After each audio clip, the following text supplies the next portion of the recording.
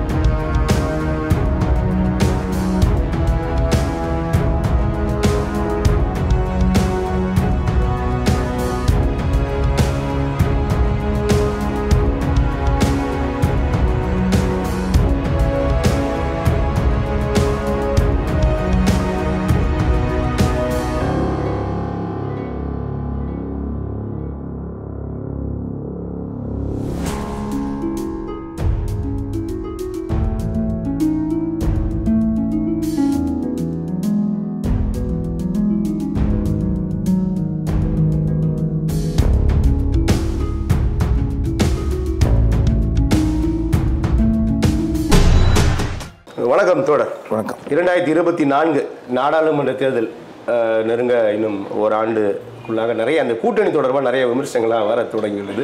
குறிப்பாக திராவிட முன்னேற்றத்தின் கூட்டணி அப்படியே கூண்டோடு அதிமுகவுக்கு சென்றுவிடும் அப்படின்னா நிறைய பேர் பேச துவங்கியுள்ளனர். நீங்களும் அதை பார்த்துருப்பீங்க. நமக்கு திமுக கூட்டணியில் கண்டிப்பாக எல்லாமே இருக்கட்டும், நமக்கு அது எந்த விதமான சங்கடமும் நம்ம வாழ்த்து கூட செய்யலாம். ஆனால் திமுகவில் இருக்கக்கூடிய செயல்பாடுகள் அப்படி உருவாக்கிவிடுமோ அப்படின்னும் நமக்கு கள நிலவரம் பார்க்க முடிகிறது. குறிப்பாக விசிக ஒரு தலைவர் திருமாவளவனின் கருத்துக்களாக இருக்கட்டும், அல்லது திமுக தலைவர் அவருடைய பிறந்தநாள் மேடையில் இந்த கூட்டணி தலைவர்களை அனுமதிக்காத அந்த ஒரு விஷயம், மேடையற்றாத நிலை போன்ற எல்லாம் நமக்கு நிறைய கேள்விகளை உருவாக்குகிறது. நிறைய கருத்துக்கள் இதன் மீது தொடர்கின்றது. குறிப்பாக இந்த கூட்டணி எப்படி இருக்கும்னு நினைக்கிறீங்க இந்த விவகாரத்தை வச்சு பார்க்கும்போது? இந்த சூழ்நிலை பார்த்தா ஒரு பாட்டு ஒன்றுங்களா, மாமா டவுசர் கண்டுது என்ன, அந்த மாதிரி நிறைய பேருக்கு டவுசர் கண்டுடுச்சு. இப்போ பிஜேபி இந்துத்துவ ஆதரவாளர் கட்சி, சரி, அந்த கட்சி இங்கே தமிழகத்துக்கு கொண்டாந்தது யார்? அந்த சின்னத்தில் ஓட்டு போட வச்சது யார்? முதலாக ஒரு மார்வாடி சட்டமன்றத்துக்கு அனுப்பியது யார்? எச் ராஜாவை முதலில் சட்டமன்றத்துக்கு அனுப்பியது யார் சார்? அது இப்போ நான் சொல்கிறது இப்போ ஒரு 20-30 வருஷத்துக்கு முன்னாடியே சட்டமன்றத்துக்கு ஒரு மார்வாடி அனுப்பியது யார்? எல்லாம் திமுக தான். திமுகவின்? ஆமாம், திமுக தான் முதல்ல ஒரு மார்வாடி சட்டமன்றத்துக்கு ஏற்றியது இதுதான். அதனால் இவங்களுக்கு ஒன்றும் பெரிய வித்தியாசம் இல்லை. இப்போ பிஜேபி ஒன்றும் தீண்டப்படாத கட்சி இல்லை, ஆர்எஸ்எஸ் ஒன்றும் அது ஒன்றும் மக்கள் விரோத இயக்கம் இல்லை. அது தீக்கா மாதிரி எதை கம்பேர் பண்ணுறாரு பார் கருணாநிதி. தீக்காவையும் ஆர்எஸ்எஸ்ஸையும் ரெண்டுத்தையும் ஒன்றா கம்பேர் பண்ணி அது நல்ல இயக்கம் தான் சொல்ல வச்சவர் தான். அதனால் இவங்க ஒன்று சொல்லுவாங்க, நாங்கள் கொள்கையில் உறுதியாக இருக்கிறோம், கூட்டணி வேறு கொள்கை வேறு. என்னடா இது லாஜிக் இது? அதில் இப்போ திருமாவளவன் இந்த நம்ம வேல்முருகன் திமுக கூட்டணி இருக்கிறவங்களாம் சும்மா அப்படி குதிப்பாங்க. இவங்க குதிப்புலாம் சும்மா அது திமுகவோட அன்னாரி வளத்தில் மட்டும்தான். ஓரளவுக்கு திரு வேல்முருகன் தன்னுடைய கருத்துக்களை சமரசமெல்லாம் பதிவு செய்து வருவதே நம்ம வேல்முருகன் நீங்க இவங்களாம் ஒப்பிடும்போது அவருடைய கருத்துக்கள் கொஞ்சம் தனித்துவம் இல்லை. அவர் இன்னைக்கு இருக்கிற அரசியல்வாதி இல்லை. நான் கொஞ்சம் பெரிதும் மதிக்கிற நபர் தான் அவர்.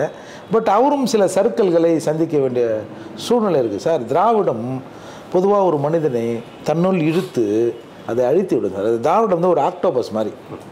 நீங்கள் எல்லாம் சொல்லுவாங்க, மருத்துவர் ராமதாஸும் தீரனும் கூட்டணி பேச போனாங்களாம். கொஞ்சம் ராமதாஸ் கொஞ்சம் கெத்தாக பேசுங்க. யார்கிட்ட? திமுக அன்னாரி வளத்துக்கு கலைஞர்கிட்ட. கலைஞர் யோசித்தாரான், இன்னும் ரொம்ப திமிராக பேசுகிறாங்க, சரி அப்படின்னு சொல்லிட்டு போஸ்டில் தனித்தனியாக 2 பேரும் அமிச்சாராம் பாருங்க. கூட்டணிக்கு சேர்ந்து வந்தவங்க பேசி முடிச்சு தனித்தனியாக போகிறாங்க. ஒரு கட்சியாக வந்தவங்கள அதாவது பிரிச்சிருவாரு அப்படின்னு. அந்த மாதிரி கட்சிகளை பிரிப்பதில் கருணாநிதி வல்லவர் சார். 2 சீட்டு கொடுக்குறாரு. ஒருத்தன் அவன் சொந்த சின்னத்தில் நிற்கிறான், ஒருத்தன் இவன் சின்னத்தில் நிற்க வச்சார் பாருங்க. இதுலேருந்து அந்த டாக்டிக்ஸ் புரியுதா? 2ன்னா உனக்கு ஒன்று எனக்கு ஒன்று. என்ன சொல்கிற? என் சின்னத்தில் ஒன்று, அவன் அவர் ஏன் கணக்கில் வந்துடுவான். மாதிரியே இருக்கணும். ஆமாம், பூசாத மாதிரி இருக்கலாம். அதில் அவங்க வல்லமையானவர். இன்றைக்கு திருமாவளவனுக்கும் ஒன்றும் பெரிய கொள்கை கோட்பாடோட சார் எல்லாருமே தேர்தல் ஆணையத்தின் கீழ் ஓட்டு பொறுக்குவதற்கு லைசன்ஸ் வாங்கினவன் தான். ஒருத்தன் ஒரு 10 வருஷத்துக்கு முன்னாடி வாங்கியிருப்பான், ஒருத்தன் 8 வருஷம், ஒருத்தன் 7 வருஷம், ஒருத்தன் 5 வருஷம், ஒருத்தன் நாங்கள் அங்கீகாரம் வாங்க போகிறோம். எங்கடா வாங்க போகிறீங்க? தேர்தல் ஆணையத்தில் சின்னத்தை அங்கீகாரம் வாங்க போகிறோம்ன்ற இன்னும் நிலையில் கத்தி கொண்டு இருப்பவர்கள் தான் திருமாவளவன் போன்றவர்கள். இவர்களெலாம் ஒன்றும் பெருசாக கொள்கையெல்லாம் கிடையாது சார். இப்போ கொஞ்ச நாளைக்கு முன்னாடி திருமாவளவன் சொன்னார்ல, பிஜேபி தன் கொள்கையில் கொஞ்சம் மாற்றம் செய்தால் நான் அதோடு கூட்டணி சேருவதற்கு தயார். ஒரு ஆண் முழுமையாக பெண்ணால் மாறினால் நான் அவர் கூட கூட்டணி வைக்க தயார்னா, ஒரு ஆண் தன் உறுப்பை வேண்டுமானால் சர்ஜரி பண்ணி பெண்ணாக மாறலாமே தவிர முழுமையான பெண்ணாக ஒரு ஆண் மாற முடியுமா? அதுதானே இயற்கை. அப்போ பிஜேபி தன்னுடைய கொள்கையை மாற்றிக்கொண்டால் நான் கூட்டணிக்கு வைக்க தயார். சரி, ஓகே. அடுத்து என்ன வரும்னா, நாங்கள் இணைவது தேர்தல் கூட்டணி, எங்களுக்குள் ஒரு குறைந்தபட்ச அஜெண்டா இருக்கிறது. நீ எங்கிட்ட இருக்கும்போது இந்துத்துவான்னு பேசாத, நீ ஏன்னா விட்டு தள்ளி போன பிறகு இந்துத்துவான்னு பேசிக்கோ அப்படின்னு நாங்கள் ஒரு குறைந்தபட்ச இதில் வந்துட்டோம் அப்படின்னு கூட நாளைக்கு சொன்னால் கூட ஆச்சரியப்படுறதுக்கு இல்லை.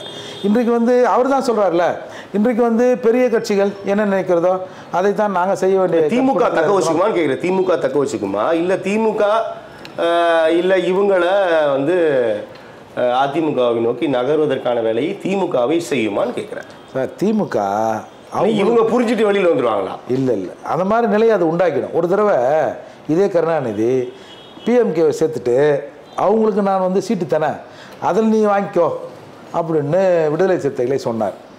அதாவது அப்போ இவங்கெல்லாம் கடுமையாக விமர்சனம் பண்ணணும். என்னது, அவங்க தின்ன இலையிலேருந்து, அதாவது எச்எல்ஏலேருந்து எங்களுக்கு எடுத்துக்க சொல்கிறீங்களா, நாங்கள் அதிமுகவுக்கு போகிறோம் கோச்சின்னு வந்துட்டாங்க. இப்போ இன்றைக்கு திமுக பிஎம்கேவை பாட்டாளி மக்கள் கட்சியை பேசிவிட்டது, ஏதோ 3 தொகுதியை கூட வெளியில் சொல்கிறாங்க.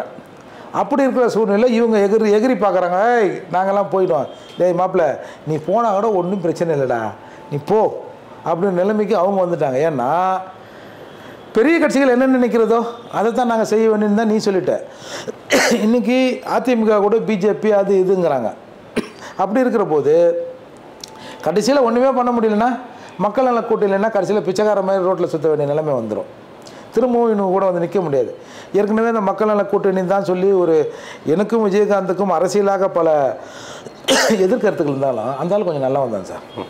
உண்மையில் அந்த போய் நீ தான் முதல்வர், நீ தான் பிஎம், நீ தான் உன்னை ஜனாதிபதி ஆக்கி விட்றோன்னு சொல்லி அந்த கட்சியே காலாம அடிச்சிட்டானுங்க பாருங்க. எவனுவா அந்த மாதிரி திரும்பவும் எவனாவது ஒரு இலட்சம் மாட்டுவானா அப்படின்னு பார்ப்பாங்க.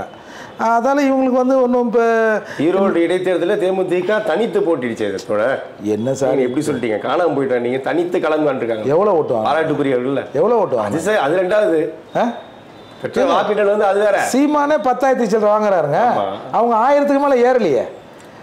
இது கூட ஒரு மிக தவறான விஷயம். அந்த சார் விஜயகாந்தை கெடுத்தது அவங்க மனைவியும் அவங்க மச்சானும் தான். இதுங்களுக்கு ஒரே எண்ணம் மோட்டிவ் பணம். இந்த இடைத்தேர்தல் நிற்காமல் இருந்தால் கூட வருகின்ற நாடாளுமன்ற தேர்தலில் எங்களுக்கு அவ்வளோ ஓட்டு இருக்குது, நாங்கள் காலி பெருங்காய டப்பா அப்படின்னு சொல்லிக்கிளி ஏதாவது கொஞ்சம் காசை தேர்த்திருக்கலாம்.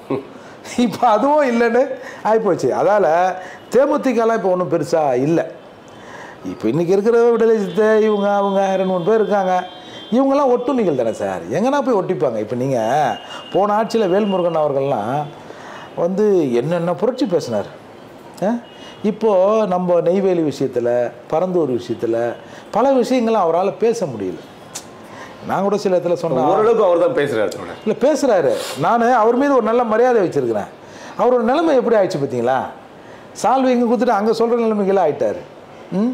போன ஆட்சியெல்லாம் ஒரு மிகப்பெரிய தமிழர் நலன் காக்கிற இயக்கமாக தமிழர்கள் இருந்தாங்கல்ல. அதால் இது ஒரே லாஜிக் தான். பெரிய கட்சிகள் என்ன சொல்லிக்கிட்டனோ அதை நான் சின்ன கட்சிகள் செய்தாக வேண்டிய நிலைமையெல்லாம் இருக்கிறோம். பெரிய என்னமோ நான் பெரிய டார்ச் அடிச்சு இந்த நாட்டை திருத்த போகிறேன், வெளிச்ச பாச போகிறேன்னு இன்றைக்கி போய் வழுக்கு பிடிக்கிற கண்டிஷனில் ஆகிட்டார்ல திமுகவுக்கு. மக்கள் நீதி மையம் சொல்கிறீங்க? ஆமாம், ஒன்றுமே இல்லாமல் ஆகிட்டான்ல அந்த ஆள். கமல்னு ஒரு ஆள் இருந்தானா எங்கடா ஏதோ ஒரு படத்தை சொல்ல, இங்கே ஒரு மாநகர் தானே எங்கே அப்படின்ற மாதிரி இன்றைக்கி ஆகிட்டார். இன்றைக்கி ஈரோடு இடைத்தேர்தலில் கூட அவர் அந்த சீட்டை கேட்டதாகவும் அது சில குழப்பங்கள் உண்டானதெல்லாம் தர முடியலன்ற மாதிரியும் ஆகிட்டாங்க. எந்த வாரிசு அரசியலை எதிர்த்து நாங்கள் இங்கே ஒரு மாற்றத்தை உண்டு பண்ண போகிறோம்னு சொன்ன கமலஹாசன் அந்த அலையும் மாறி அதில் போய் சேர்ந்துட்டார்ல. அதால் இவர்களுக்கு ஒன்றும் பெரிய கொள்கை கோட்பாடெலாம் இல்லை சார். என்னை பொறுத்த வரைக்கும் ஏதோ ஒரு அதிமுக என்ற கட்சி கொஞ்சம் அப்படி ரெட்டலைனா ரெட்டலை தாயா, நாங்கள் தான் அதிமுக அப்படின்னு ஏதோ நின்று இன்றைக்கி ஒரு 44,000 ஓட்டுகளை நியரிங் 44,000 ஓட்டுகளை வாங்கி நாங்களாம் சோட போகலை.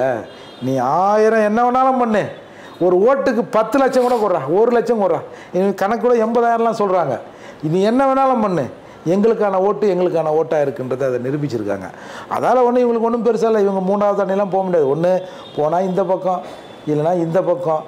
எஜமானர்கள் என்ன சொல்கிறார்களோ சேவர்கள் அதை செய்வதற்கு தயாராக இருப்பார்கள். நன்றி தோழர். நான் பொறுத்திருந்து பார்க்கலாம். உங்கள் வருகைக்கும் கருத்து பகிர்க்கும் நன்றி.